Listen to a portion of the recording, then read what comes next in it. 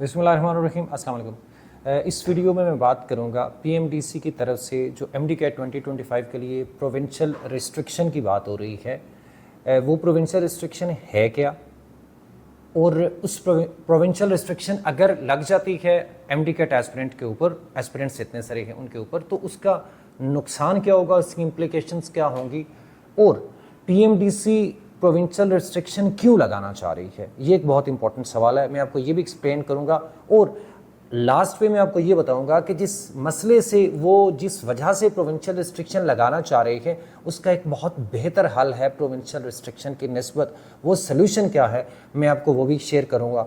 तो I would like you all to watch this video till end, इसलिए कि आपको समझ आए कि ये प्रॉब्लम है क्या, और उसके बाद ताकि आप दूसरों को भी बता सकें जो एमडीकैट एस्पिरेंट्स हैं जिनको समझ नहीं है, और आप इसके ऊपर कोई पोजीशन ले सके। तो सबसे पहली बात ये है, प्रोविंशियल रिस्ट्रिक्शन का मतलब ये है कि अगर एक बच्चा केपीके से है, उसका डोमिसाइल केपीके का है, तो जहां का आपका डोमिसाइल है आपने एमडीकैट का एग्जाम उधर उस प्रोविंस से देना है। लाइक अगर एक स्टूडेंट है वो इस्लामाबाद में पढ़ रहा है, फेडरल बोर्ड से उसने मैट्रिक किया, फेडरल बोर्ड से उसने एफएससी की, अब अगर उसका डोमिसाइल सिंध का है या केपीके का है तो वापस केपीके में जाएगा या सिंध में जाएगा, तो अपने प्रोविंस के अंदर जाके एमडीकैट देगा, वो इस्लामाबाद का एमडीकैट देने का एलिजिबल नहीं है।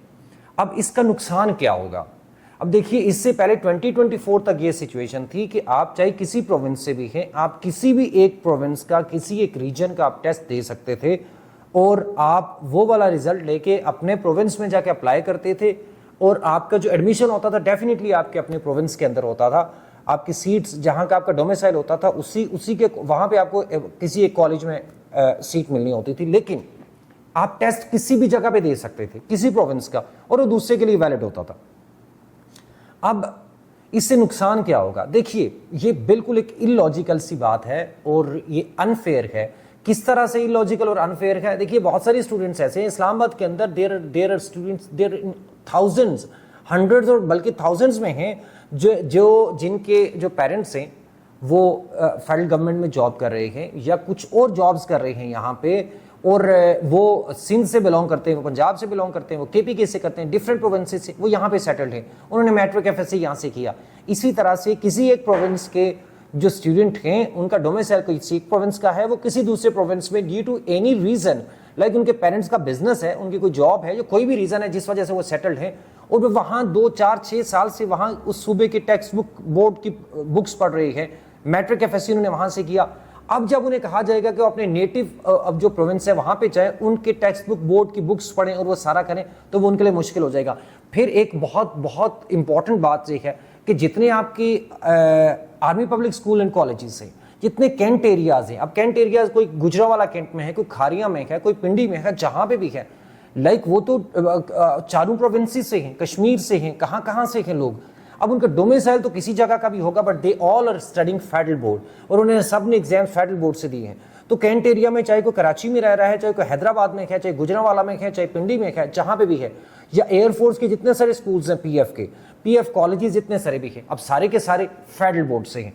तो अब वो स्टूडेंट्स जो हजारों के हिसाब से हैं, जो फेडरल बोर्ड से अपीयर हो रहे हैं, जब वो जाके अपने प्रोविंस के अंदर एमडीकैट देंगे तो डेफिनेटली उनको नुकसान होगा। इसलिए कि चाहे हम ये कहें कि एमडीकैट का सिलेबस एक यूनिफाइड है और वो किसी एक सूबे की बुक से नहीं बनता, ये बात कहने की हद तक सही है, लेकिन हम ये जानते हैं कि आप एमडीकैट 2024 का पेपर उठा लें, 23 से पहले भी देख लें, जितने भी प्रोविंशियल एमडीकैट होते हैं, वो जो कोर होता है, वो जो मेन जो फोकस जो होता है, वो फोकस होता है वो अपना जो रेलेवेंट प्रोविंस है उसकी बुक्स के ऊपर, यानी पंजाब का जो यूएचएस का एमडीकैट है वो पीटीबी की फोकस होता है, पीटीबी फोकस्ड। इसी तरह से अगर केएमयू का होगा तो वो केपीके की बुक्स को फोकस करेंगे प्राइमरीली, इस्लामाबाद वाले फेडरल बोर्ड की बुक्स को प्राइमरीली फोकस करेंगे। सो ये रिस्ट्रिक्शन बिल्कुल भी अनफेयर है और इससे अजीब तरह का केओस पैदा होगा और बहुत सारा नुकसान होगा स्टूडेंट्स को, ये नहीं लगनी चाहिए। अब अगली बात यह है कि रिस्ट्रिक्शन लगाई क्यों जा रही है, ये इंपॉर्टेंट सवाल है। देखिए, लास्ट ईयर भी ऐसे हुआ कि लाइक केपीके के अंदर कुछ स्टूडेंट्स हैं,